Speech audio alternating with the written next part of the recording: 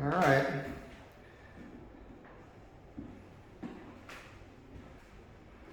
So this video is mostly for my client, but I know some of you guys are curious how this turned out. I was given a check to do the ceiling, the crown molding, and the walls. That's all that was really supposed to happen in here originally. And what I ended up doing was I came in here to work on this, and on the ceiling, I'll insert some pictures, and I'll talk for a minute or two, and then I'll insert some images, but the ceiling was in terrible shape, and when I started working in here, I discovered there was like a muslin type of product or something up there, and I touched it, and it just peeled right off, which revealed the original plaster with a bunch of cracks in it. So it made sense to put this up. This is a shiplap, and I put the same stuff up downstairs in an area that's going to be known as the butler's pantry, which is, I started that project, I don't even know, man, a couple months ago, I guess. And I bought that material to do some of it and did a preliminary milling, and then I got pulled off that to do this room. So I believe it's a 6.5 inch face, again, shiplap. Each one of these boards is full length, there are no seams. And I sanded, filled, sanded, primed each one of these boards, both sides at the shop. I fed them through this window and I put them in. The walls, which you'll see in the pictures, in some of the pictures anyhow, were in really horrendous shape. There was way more cracks than I had seen when I agreed to take the job. As a matter of fact, I didn't do well on that. I put in several extra days on this. It just took a lot of extra time. The whole bottom section underneath that window came completely off the wall. I had to replace all that. That was all that was going to happen, and then it was obvious that I should at least sand and paint the trim. And after I prepped all the trim, I'm talking about the molding, the doors were in horrendous shape. So the gaps at the tops of all the doors were out of whack. The center of this house had sagged. I jacked up the house about 2.5 inches. Of course, that's not going to fix this. So what I ended up doing was, and I can show you here, one place I didn't paint it yet, on these laundry doors here. You'll remember I put a laundry unit in here, and these were the same situation. I'll include pictures of this as well. There was big gaps here. People have been trimming these doors incorrectly. So what I did is I milled material that was 1 3/8 thick, because that's what interior doors are, and I applied it to the tops of these. This one you can really see, you can tell. Try to hold that straight with the molding. And you should be able to see that on the left side of that door, opposite the hinge, it's a lot taller. There was a huge gap here, and I had to fix that. And the same thing here with these doors, which I think these may be the originals, I'm not sure. But there was almost 3/4 of an inch gap here and here on both of those doors. So I added material, trimmed it. Just those two doors took me a couple days. Now here's the deal. That initial check was, again, just the walls, the ceiling, and the crown. And that included painting the ceiling and painting the walls. Then prepped the moldings, and then we decided, since the room was set up, I had sawhorses in here, drop cloths. It just made sense to do the doors at the same time. So I just did all that. Let me insert some pictures here, and I'll come back in a second.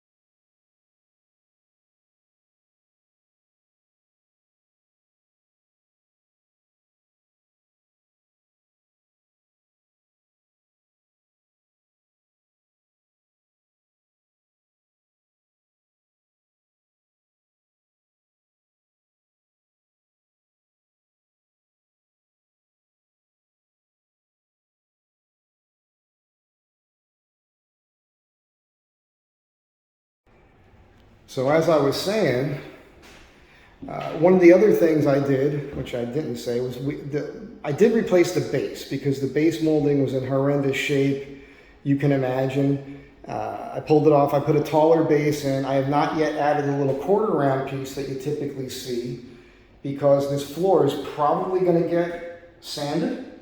After that happens, I will put a base piece in, like a little half round piece. And at that time, I'll touch up any molding that needs to be touched. This window we're not doing anything with because it's in really bad shape. It's an old double hung. It would require too much work and it's single pane and this room gets so much heat. I'm certain that that's a replacement window as well. So eventually another time down the road, that window's coming out, I'll put a replacement window in, preferably with double pane glass to give this some insulating factor because the sun just pours in here in the morning, it gets way too hot. So yeah, replaced the base, sanded, primed, painted all the casings, and then when it comes to the doors, yeah, it just took forever. I mean, both of these doors were in pretty bad shape. There was a lot of sanding and filling holes, and it was insane. The room's about 12 by 12. The paint's perfect. I mean, I wish I could show this to you. My paint trick of doing the 3/4 inch nap rollers with the primer and the paint, and I did do 2 coats of paint, it's perfect. You cannot see anywhere where I patched. It's impossible. Ironically, this one section of wall right here, I didn't do much with it because it didn't have many cracks. And then as I was working it, I realized that there was a little waviness or slight imperfections that I couldn't deal with because I didn't touch them. But you'd be hard pressed to find them. There's one little spot right here. But that's just because it was already in pretty good shape.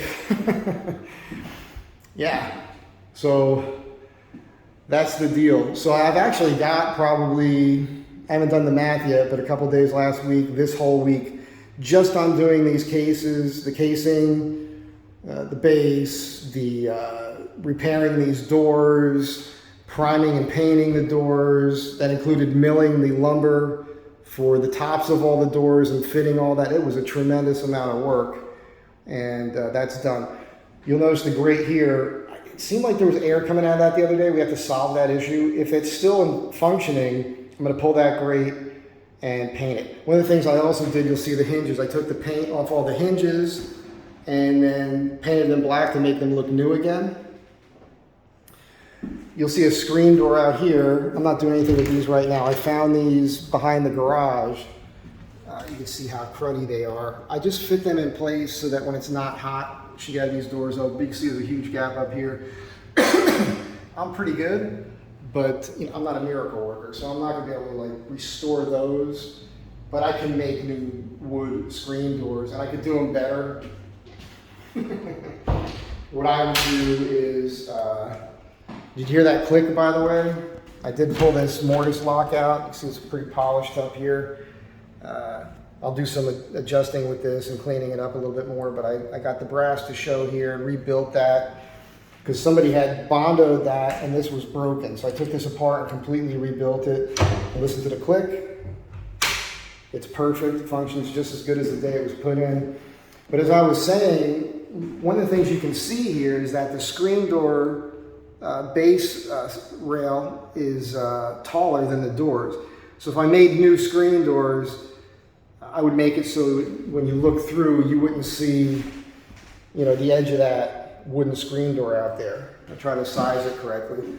And I make it with screens that are removable from the wood frame, but that's coming at a later date. Anyhow, the next thing is downstairs with the butler's pantry. I gotta get back on that, and I think that's gonna take weeks and weeks and weeks of working and building panels and doors and all the stuff I have to do for that.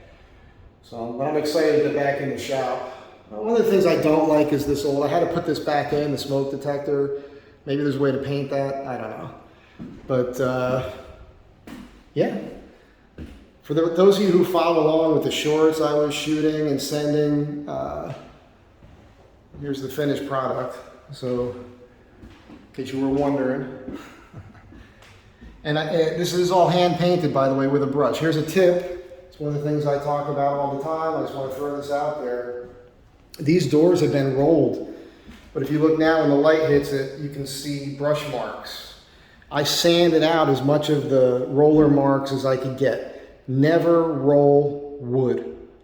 Never roll wood. That means your casing, your doors, your base molding. If you've got a wood ceiling, if you roll the wood, you leave a roller texture. And a roller texture on wood is amateur hour. It makes things look cheap, crappy. Don't do it. It's a horrible thing to do. Stop doing that and learn how to use a brush properly. There's little techniques you can figure out. You can roll it on and then go over it with a wet brush. So you leave a slight brush mark and learn how to blend properly. Because that's going to give you a more pro look to the eye. When you walk into somebody's house, especially if it's like a high-end house, and you look at the wood and it's been rolled, that's just, it devalues the home value, in my opinion. That's just me. Have a good day. Thanks for being here. I'll catch you guys in the next one.